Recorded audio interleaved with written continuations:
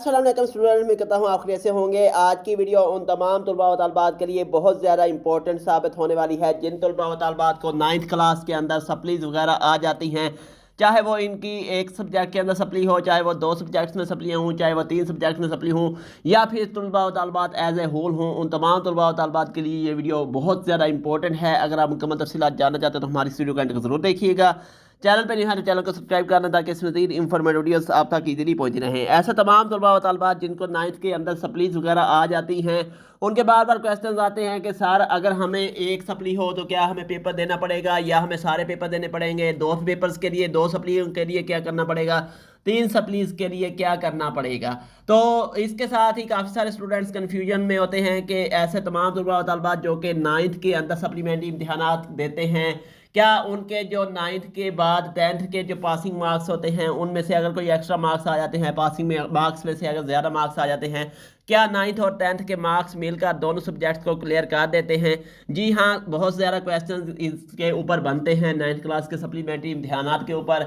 सबसे पहले बात करते हैं, अगर 1 या 2 सप्लीज वगैरह आ जाती हैं तलबा व तलबात को तो उनको सप्लीमेंट्री इम्तिहानात का पेपर देना लाजमी होता है, क्योंकि उनके जो सप्ली वगैरह के पेपर हैं वो उनको क्लियर करना पड़ते हैं। क्योंकि जब 9th क्लास के अंदर अगर आप सप्ली का पेपर दे लेते हैं तो अगर आपके 10th में भी अच्छे मार्क्स आ जाते हैं उसका फ़ायदा आपको ही होता है, क्योंकि इधर से आपकी 9th भी क्लियर हो जाती है, फिर आपका 10th के अंदर अगर अच्छे मार्क्स आ जाते हैं तो आपका जो परसेंटेज है मार्क्स की वो काफ़ी ज़्यादा इंक्रीज़ हो जाती है और आपके अच्छे मार्क्स बन जाते हैं अगर आप पहले 9th के अंदर सप्लीमेंट्री इम्तिहानात दे लेते हैं। लेकिन अगर आप चाहते हैं कि आप 10th क्लास के अंदर एक ही बार देख लें कि शायद आपके 10th में अच्छे मार्क्स आ जाए, उसके लिए अगर आप सप्लीमेंट्री इम्तिहानात पेंडिंग कर देते हैं कि 9th के अंदर आप सप्ली का पेपर नहीं देते हैं, तो अगर आपके 10th के अच्छे मार्क्स आ जाते हैं, यानी कि अगर आप 10th क्लास में इतने मार्क्स लेते हैं कि आपके जो 9th के हैं वो भी क्लियर हो जाते हैं, तो फिर आपका सप्लीमेंट्री पेपर क्लियर हो जाता है। लेकिन उससे तलबा व तलबात के जो मार्क्स हैं वो इंक्रीज़ नहीं होते हैं, तलबा व तलबात बड़ी मुश्किल से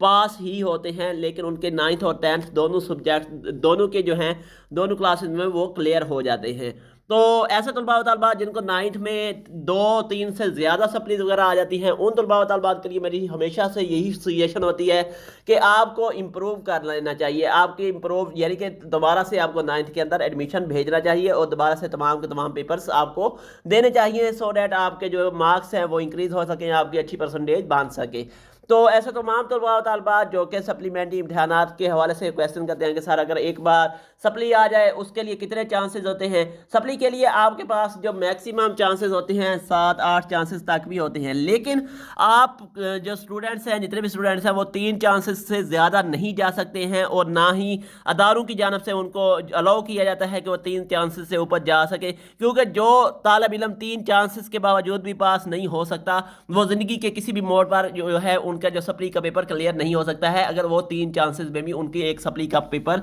क्लियर नहीं होता है। तो मज़ीद वैसे टाइम वेस्ट करना हो तो तलबा तालब करते ही रहें, जितने चांसेस मर्जी चेज़ करते रहें, वो उनकी मर्ज़ी है, जितनी बार मर्जी ट्राई करें, ट्राई करने में कोई भी हर्ज नहीं है कि आप एग्ज़ाम 1 बार देते हैं, 4 बार देते हैं या 10 बार देते हैं, उसमें कोई भी हर्ज नहीं है, आप जितनी बार चाहें दे सकते हैं। तो मज़ीद जैसे ही कोई अपडेट्स वगैरह आएंगी सप्लीमेंट्री इम्तिहानात के लिए वो भी आपसे शेयर कर देंगे। वीडियो अच्छी लगे वीडियो को लाइक कर दें, चैनल को सब्सक्राइब कर दें। मिलते हैं एक नई वीडियो के साथ, तब तक के लिए अल्लाह हाफिज़।